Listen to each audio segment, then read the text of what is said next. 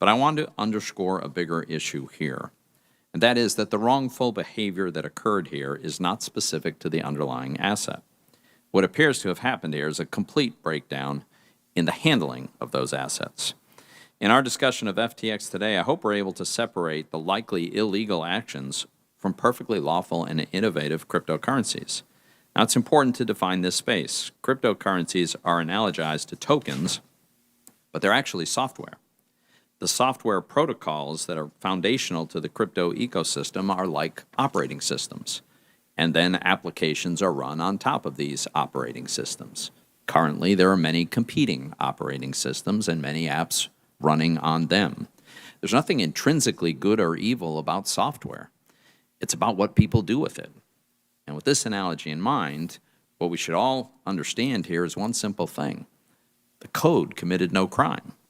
FTX and cryptocurrencies are not the same thing. FTX was opaque, centralized, and dishonest. Cryptocurrencies usually are open source, decentralized, and transparent.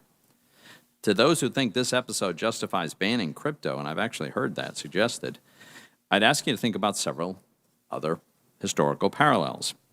The 2008 financial crisis involved obvious misuse of products related to mortgages. Did we decide to ban mortgages?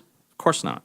A commodity brokerage firm run by former New Jersey Senator John Corzine collapsed after customer funds, including U.S. dollars, were misappropriated to fill a shortfall from the firm's trading losses. Nobody suggested that the problem was the U.S. dollar or that we should ban it. With FTX, the problem is not the instruments that were used. The problem was the misuse of customer funds, gross mismanagement, and likely illegal behavior. So let's talk about what comes next. Some of my colleagues have suggested somehow pausing cryptocurrency before we pass legislation. This is a profoundly misguided, not to mention impossible idea. Short of enacting draconian authoritarian policies, cryptocurrency cannot be stopped.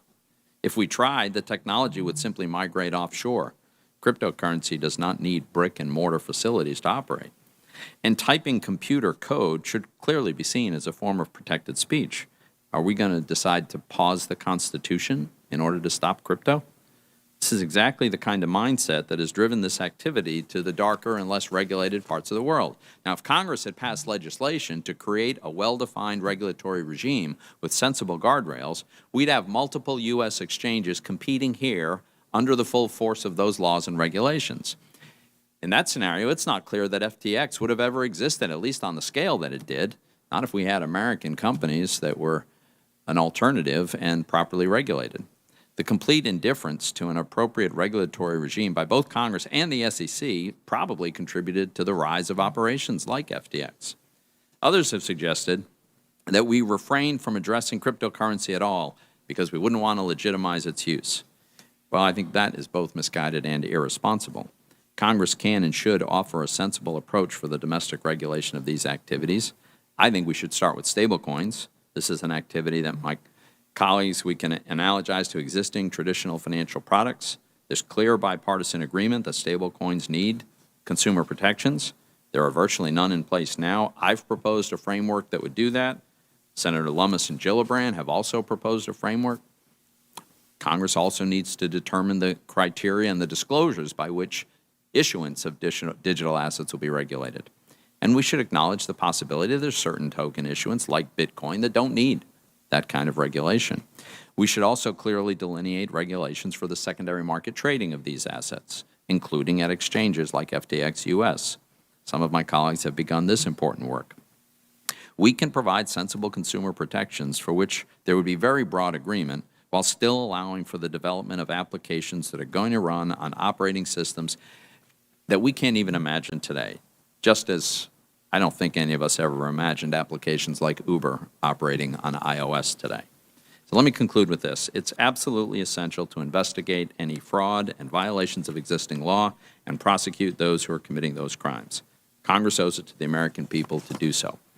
But this is fundamentally not about the kind of assets that were held by FTX. It's about what individuals did with those assets.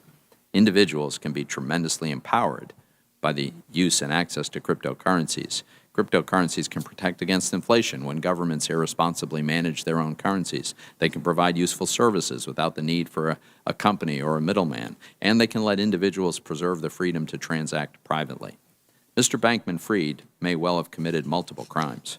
The SEC and DOJ will determine that. But let's remember to distinguish between human failure and the instrument with which the failure occurred. In this case, the instrument is software, and the code committed no crime. And while Sam Bankman-Fried very well may have, it's important we not convict the code of anything but preserving and protecting individual autonomy. Thank you.